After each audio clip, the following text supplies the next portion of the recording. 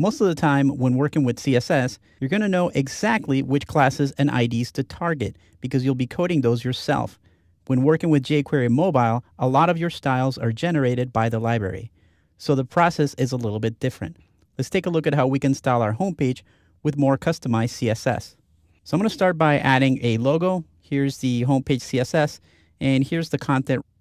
Right now it's just a line of text, so I'm going to go ahead and delete that, and I'm going to add an image.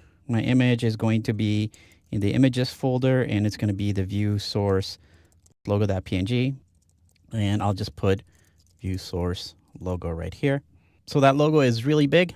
That's okay. I'm going to control it with a little bit of CSS. So I'll open up my CSS file. It's in the underscore folder and also in the CSS folder. And one of these files right here called mystyle.css is how I'm going to control the CSS for my project. So every page in jQuery Mobile has an ID, and the home page has an ID of home. So we can target that whenever we need to. And I'm going to add a style that aligns the text in the center. And I'm going to put a background image. So my background tag is going to say URL. And it's going to find an image in the images folder. And that image is going to be called background underscore view source.png. So right now you can tell that it's not coming up. You got to remember that the CSS file is in this CSS folder that's inside the underscore folder. It's not in the same level as this images folder right here. So I have to back up a couple of directories. So I'll just do .. And now you can see the background has come in. I do want it to repeat, so I'll take off these defaults. And now my background repeats quite nicely. So I want to change the width of the buttons, but it's not clear what those selectors are because I didn't put them there myself. jQuery Mobile took care of adding those. If you're in any WebKit browser and Espresso's preview is actually WebKit based, all you need to do is right-click on any element to see its code. So if I right-click on top of one of these buttons right here, one of the options is to inspect element. And again, if you're using something like Safari or Chrome, you should be able to see this pop-up come up.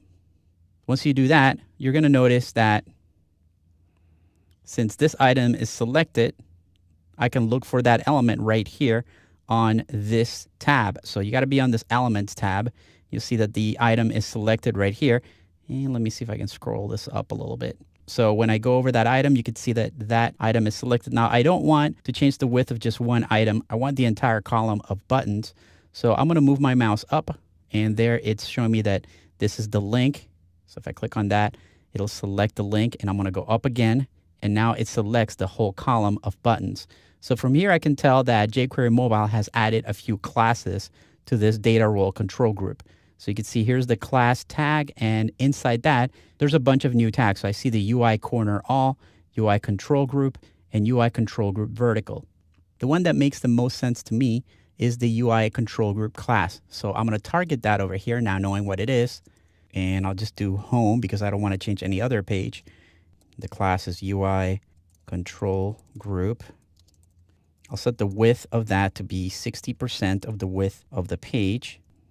You can see the buttons have resized. So as I make this smaller or bigger, it's going to be 60% of that width. But now I lost my centering, so I need to fix that. And I'll do that by using margin 0 auto. So vertically, the margin at the top and bottom are going to be 0. And then it's going to be an automatic margin on either side, which centers this image. I'm going to add a little bit more room to the top of my logo as well. So I'll do a margin top. And I want that margin top to be 20 pixels, just a little bit further down from the top of the page. So I'm going to go ahead and get rid of this header because it's really not doing anything on the home page.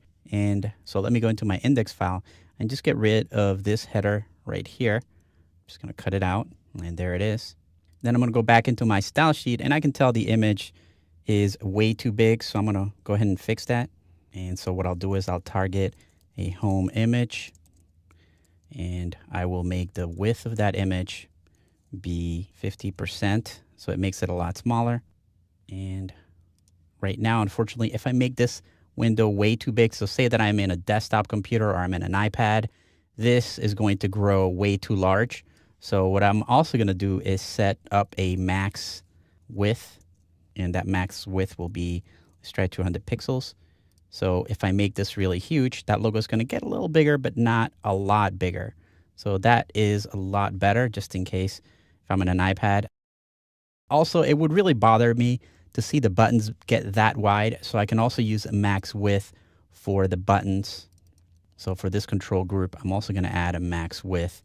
And I'll go ahead and make that like 250 pixels. So if this gets really huge, my buttons are never going to be that large. If it gets a little smaller, that's okay. The window on an iPhone is going to be a little bit smaller than this.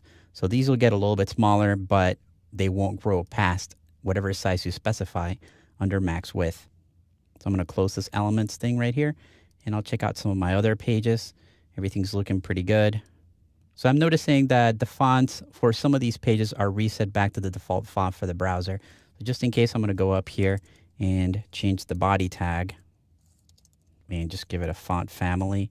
And I'll put in Helvetica, Arial, and sans serif.